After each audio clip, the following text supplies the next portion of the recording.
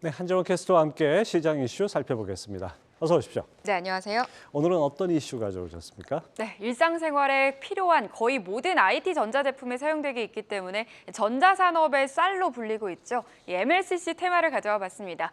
어제 테마 전반적으로 올랐는데요. 최근 중국의 전반적인 IT 기기 수요 회복이나 또 AI 산업 부품 수요 확대로 MLCC 사이클이 본격적인 회복세에 진입했다는 분석이 나오고 있기 때문입니다. 관련된 내용 짚어보도록 하겠습니다. 네, 어제 MLCC 관련주들이 강했죠? 어느 정도 올랐습니까? 네, 오히려 어제 나온 긍정적인 리포트의 주인공이었던 삼성전기는 장 초반에 비해서 탄력을 잃으면서 보합으로 마무리를 지었는데요.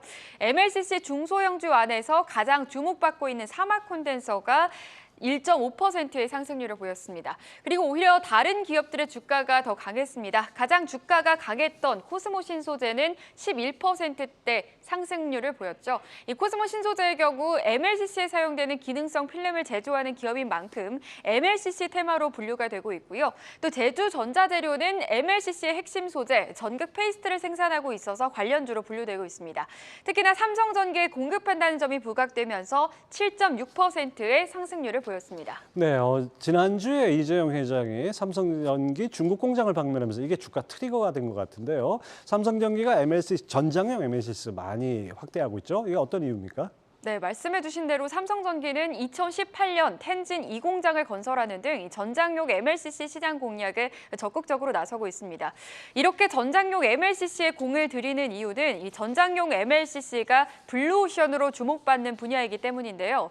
자동차에는 최소 3,000개, 최대 15,000개가량의 MLCC가 탑재되고 또 제품 단가 역시 IT 제품보다 약 2배에서 3배 더 높은 고부가 제품이라고 합니다. 특히 자율주행, 전기차로 발전됨에 따라서 자동차 한 대당 MLCC 탑재량은 1만 개, 10,000개 이상으로 증가할 것으로 전망되는데 최첨단 사양을 적용한 고급 자동차의 경우에는 3만 개의 MLCC가 들어가는 것으로 알려지고 있습니다.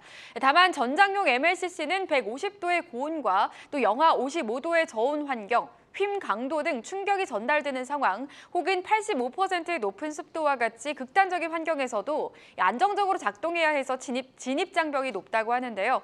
그래서 현재까지의 전장용 MLCC는 일본 기업이 90%가량을 장악하고 있는 것으로 알려지고 있습니다. 네, 아직 일본 기업에 비하면 많이 약한데요. 그래도 올해는 그 점유율이 많이 오를 거다 이런 전망이 나오죠? 네, 그렇습니다.